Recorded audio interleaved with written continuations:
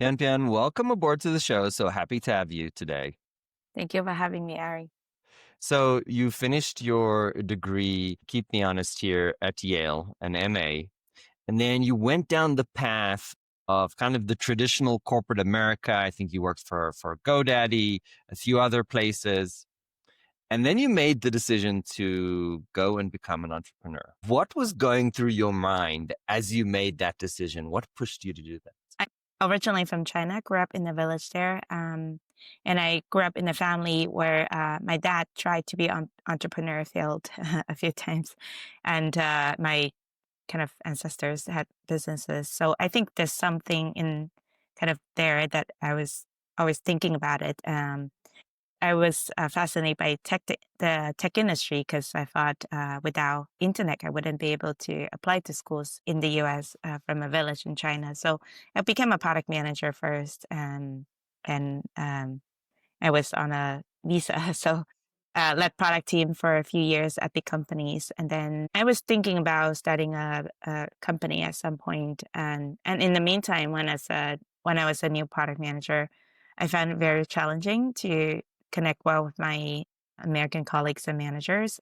I always wish there's something that can stop me from saying the wrong things and guide me on like what are the right thing to say when I was talking to my colleagues. So was thinking about that for a few years, and I started talking to my colleagues and friends about an idea of something So that can, before this is a very personal journey for you. yeah.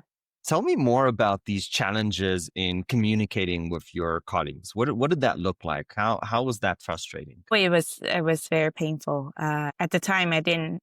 I mean, probably like a lot of people, you got thrown into a job. There was no training. You just kind of learn as you go, and oftentimes you swim or you sink. Yes. And I would kind of enter into arguments for hours that I would later regret. Hmm. It caused me a lot of trouble, and I thought I personally lacked emotional intelligence. That's why I started reading a lot of books about it and learn about it. Yeah, so I guess like that kind of pain there, it was just long lasting. Emotional intelligence, I would agree, is part of the complex environment, but there's also some really interesting differences in culture. Knowing what is the right thing to say, and also kind of being able to control yourself to Hmm. say the right thing. So they're different, and then understand how the other person is feeling. What was your kind of personal, most painful moment where you kind of figured like, okay, this doesn't work. I need to figure out something better. I don't say that kind of things anymore. When I was a new product manager, and I don't know what was kind of why I was doing that, but I think I had an argument with my one of my counterparts, and I was a product manager, and my counterpart was an engineering manager, and we had a disagreement on how we approach building the product. I don't even remember what was the specific was, but I clearly remember I said something like, I have 3 masters in sociology on this, and I know, like, what's the right thing to do, and I was like, "Okay." Thinking back, like, why would I say that kind of things? Mhm. Um, and yeah, so it's like kind of I guess now I have this self-awareness, but at the time I didn't. First of all, thank you for being humble and sharing Mhm, your story. It's not easy to do that, especially not online in front of an audience. But I mhm, think I myself definitely resonate.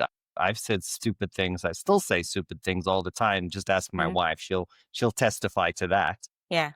But we all do this at work as well. So I appreciate you sharing your story. Mm.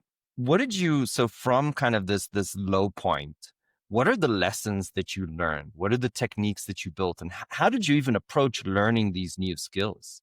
Yeah. So I started kind of reading a lot about emotional intelligence, and Mm, I went to Yale, and one of the Yale former presidents was a top psychologist in the world. He actually invented the term emotional intelligence. So I read a lot about that, and then at some point when decided to do a company, I reached out to him, and then he introduced me to some of his colleagues, and I started partnering with some of his colleagues to actually host workshops on how to develop mm, emotional intelligence.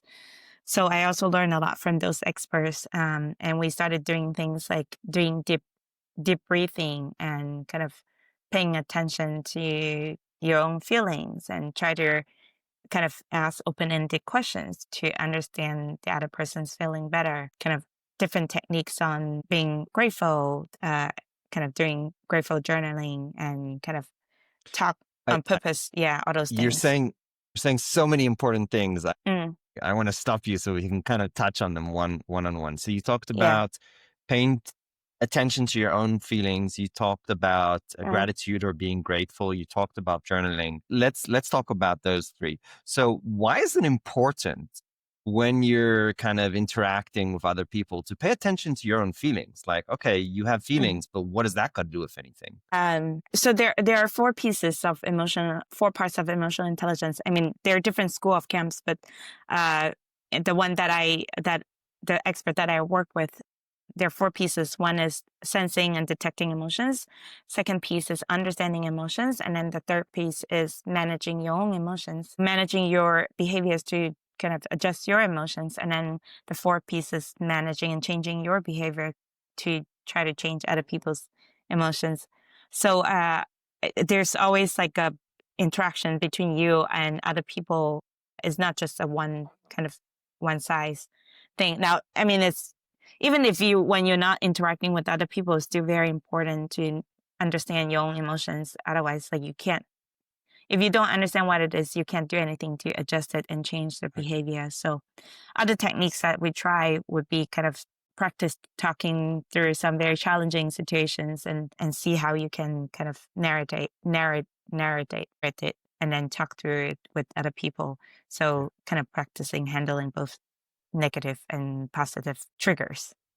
That's so important. I think the key thing that a lot of people sometimes miss is that our emotions impact how we perform in Mhm. communication. They also impact how we perceive or how we interpret what other people say. So we kind of think, oh, what does emotions got to do with it? But you're right. It affects our communication. It affects our communication. Mhm. And if we don't pay attention to our emotions and manage them, then, we're not going to get any better. You talked about being grateful. What's being grateful got to do with it? Why is that important?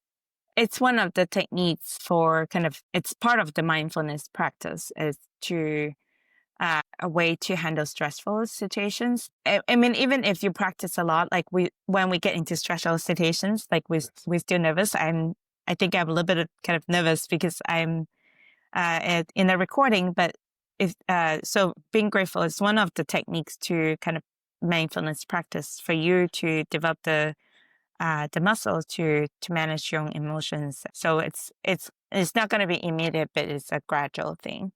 Yeah.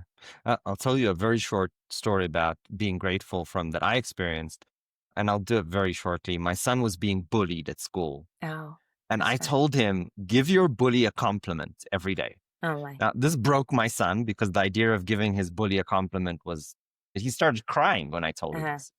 Anyway, 3 months later, I'm like, hey, how's it going at school? And he's playing with this friend and he's telling me about it. And I see his sister is like angry. And I'm like, oh, what's the problem? Mm, So my son answers, oh, she doesn't like this friend. And then I'm like, wait, hold on a second. Who is that boy? And then his sister answers, it's the boy that bullied him.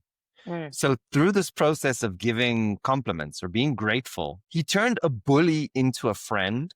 And if anybody in our audience doesn't think that, being grateful is powerful, I mean, that story should exemplify just the incredible power of being grateful and appreciation. Incredibly, Okay. incredibly powerful. And I would argue that it's not only powerful on affecting others, it also affects yourself. It changes your sense Mm, of mind and how you see the world. So, mm. very powerful tool. I appreciate that greatly. So, you're on this journey organizing these workshops, and I'm guessing also learning through the workshops yourself. Yeah. And at some stage, you're like, okay, how do I do this at scale? How do I bring this to a larger audience? What were you thinking when you were about to No, start the company? actually, my original idea was actually building the AI that can listen to me. At the time, there was not much remote work, so to listen to me in any conversation, mostly in person, because at the time Mm, most of the work things are in person, and then tell me like, "Hey, you're getting upset. Take a deep breath, and you should mm, say this instead." But I mean, AI was not as readily available like years ago, and people were like, right. "You're crazy. You're talking about you need to raise millions and millions of dollars and hire like 12 machine AI engineers to build this kind of thing. So I mean, of course, I couldn't like immediately jump. I did try to raise money to build that kind of thing, but uh, I wasn't able to. So we just continued doing the human stuff first, and then the AI, the generative AI APIs become available. And then one of my friends tells like, hey, you know this AI. There's some AI tools coming out. Maybe you should try using in your product. And so we started kind of just using the OpenAI API to build a chatbot. Now, still, it's not what I built, and I always thought it was difficult to build what I wanted to build because, like, Mm, well, the AI can listen in real time. Yeah, how do we make it work? And it was not there enough to build it. And then I joined a investment firm as an entrepreneur in residence, and they didn't give me money, but they kind of do some like mentorship sessions, and they kept asking me, "What is the 10 next thing you're gonna build? What is that?" And I kept things mm, like, okay, I know it's difficult, but let's just give it a try. So I talked to my team, hey, I want to try building this thing.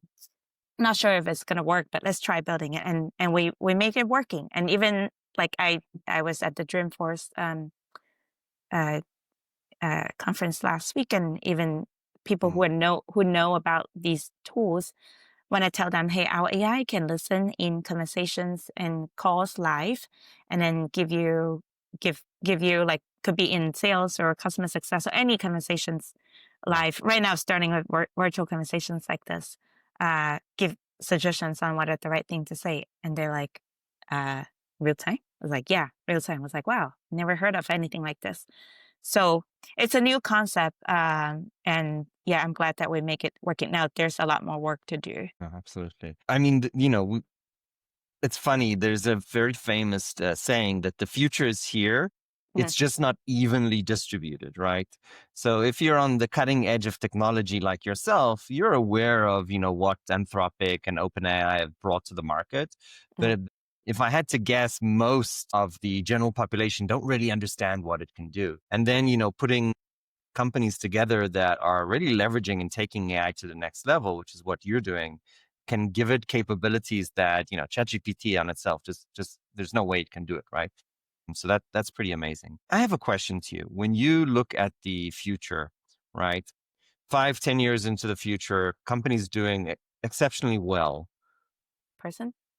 Yeah, if I just take some of the example of our current users and customers, part of what our product is doing. Now, I started this broad, like helping me improve emotional intelligence, but we're kind of right now honing in some use cases of in the customer facing roles like sales and customer success. Partly, I was doing some funnel sales, and I found it pretty challenging to do sales, but also kind of I mean, a lot of companies, people care about doing sales and making it successful.